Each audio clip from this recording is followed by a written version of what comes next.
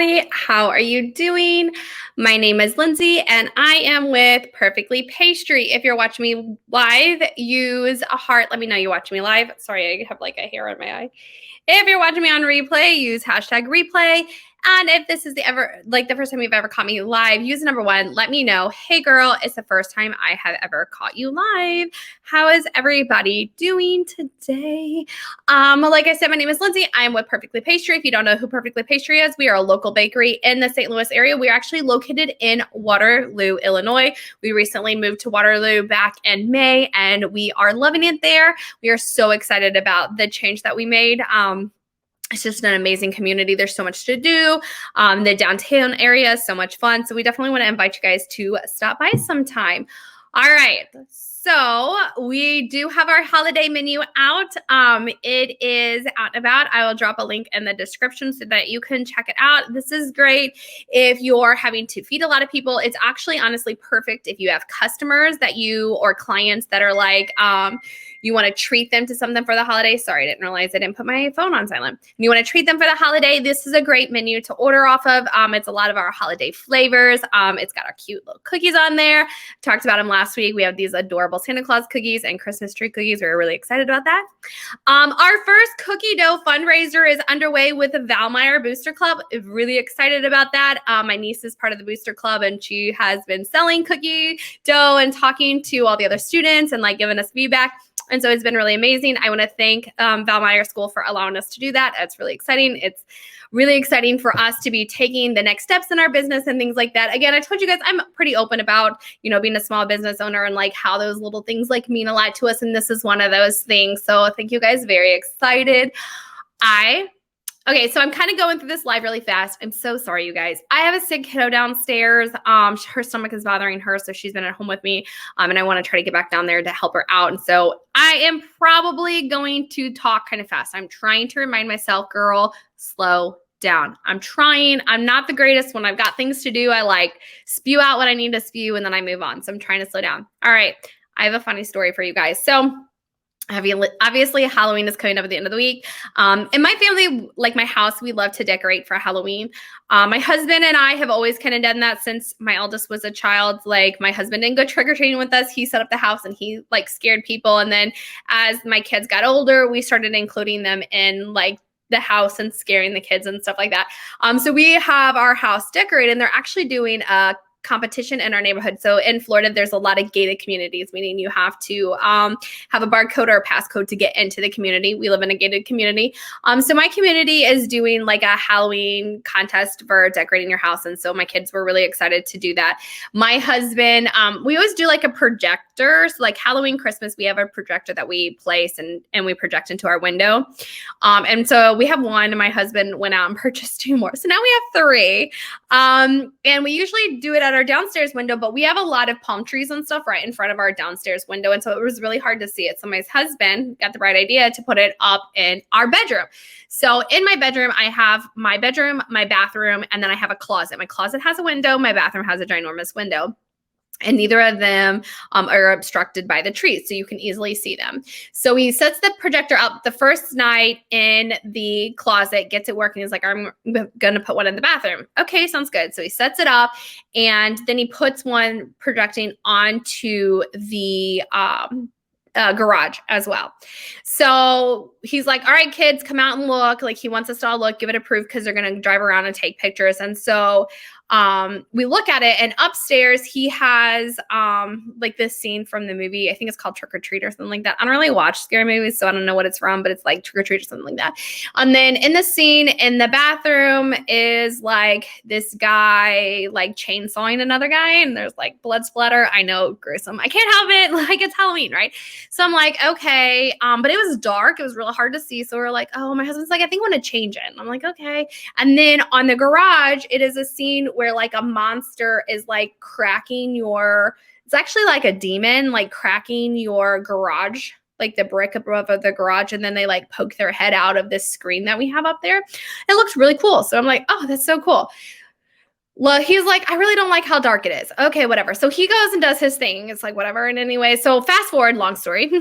Fast forward to later on that night, like I'm getting ready for, like, we went to the gym. I'm getting ready to go. Actually, we're about to go to the gym. So I was going to change and everything. And he's like, I really hope they come by and take pictures soon. I need to turn off some of the projectors. I'm like, okay, yeah, whatever. So I'm coming up into my bedroom and my daughter is following behind me because I asked her to pick up laundry. And I go, so we have these doors that open like this and the projector, and then there's the window. I go to open the door and I saw zombies.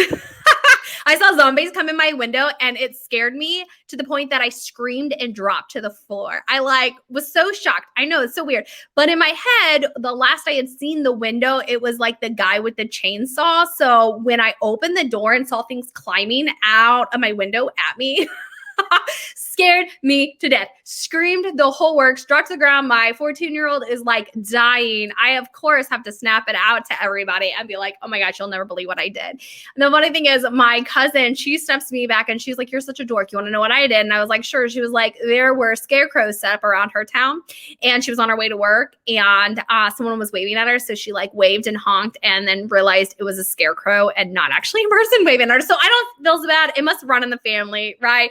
Like totally freaked me out, dropped to the ground. We keep chuckling about it at our house. But yeah, that's what happened to me on Sunday. It was actually Sunday that happened. So funny because Sunday actually happened to be my anniversary. My husband and I have been married for 14 years.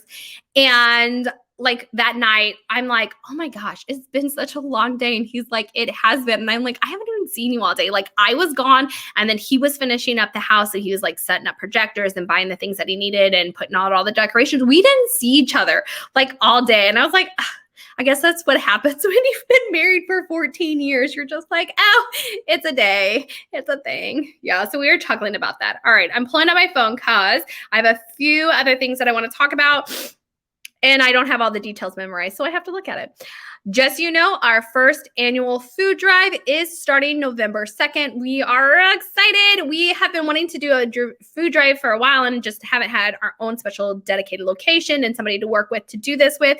And so we are really excited about this. We've been posting about it in our stories and we're going to continue to share out. Oh my gosh, total side note. Here's a business tip. I know you guys hate when I do this, but I'm going to do it anyways. Did you know? Did you know that if you have an event coming up, such as the fact that we have set up our food drive, that you can set up in your stories? So Instagram stories, I'm going to see if I can find the story real quick. Give me a second here. Meep. You can set up this little reminder thing. And what I found out is people can actually tap that and save that reminder. I didn't even know that. I thought you could do the countdown, but I didn't know people could tap on it and save it. So yeah, if you go to our stories and you're like, I really want to reminded that you guys are doing the food drive, just tap that little arrow right there and you can actually save that notification. It'll notify you. So amazing. Who knew that? I was on Pinterest and like, this Instagram thing caught my eye, so I was reading it, and that was like the tip I didn't know. I was like, I had no clue. So there you go. Now you learned something new. Anyways, so let me actually get back to the details about the food drive. So I'm really excited about it. It is to help the House of Neighborly Service, their Thanksgiving dinner boxes that they hand out. So they go around and they hand out boxes so that everybody can create, these people can create their own Thanksgivings for their family. And so they have very specific things that they're actually asking for people to donate so that they can make it a success. And if you donate one of the items on our list, then you get 10% off. So say you come in the first day, you donate, which say you come in Tuesday, you donate 10% off. You come in Wednesday, you donate, you can get 10% off. You come in Thursday, you donate, you can get 10% off. Okay. So it's not like a one and done. You're more than welcome to donate every single day because we really want to help this and we want to make it successful so that these people can have amazing Thanksgiving like all of us. So just so you know, it starts November 2nd, goes through November 6th. So we're going to do it for the week. Again, every donation you bring in, you get 10% off. Here are the things that we are really hoping that you can donate. And if you have to donate something else, we get it. We appreciate anything. These are just the things that they're really asking and hoping to be able to provide in the boxes for Thanksgiving. Okay. Can of green beans, can of corn, can of fruit, can of pumpkin, can of evaporated milk, can of cranberry sauce, and a can of mushroom soup. So any of those things, if you could bring them, if you got, like me, I've got that stuff sitting in my pantry, just sitting there. Like I buy them and then I never make the recipes, so I just collect them, So like if you have them in your pantry, things like that, bring them by, don't them. We will definitely get them out to the families that need them for Thanksgiving, and so that they can have an amazing Thanksgiving as well. All right. It is the last week of October. Thanksgiving, good grief, Halloween. Let's just bypass Halloween. No, I love Halloween, so I don't want to bypass it. Halloween's this weekend, but that ends, the month of October, and we're moving into the month of November, which means we're coming to the end of the baking tips that I have been giving you. I wanted to help give some baking tips to prep you for the holiday season. And now that we're moving into the holiday season, I'm going to have to find new topics to talk about on Wednesday. So stay tuned. Who knows what's going to pop in my brain then, right? But I wanted to round out the baking tips that we were doing for this month. And so again, last minute, I asked my mom, you got any baking tips that don't include meatloaf? If you're not sure what I'm talking about, check my live last week and you can totally see what my mom was telling us about meatloaf. I was like, she started giving me some ideas about cheesecake, and in the process of cheesecake, because we were talking about water baths, that made me think, oh yeah, I know that you can make a proofer for your oven if you want to make some fresh bread.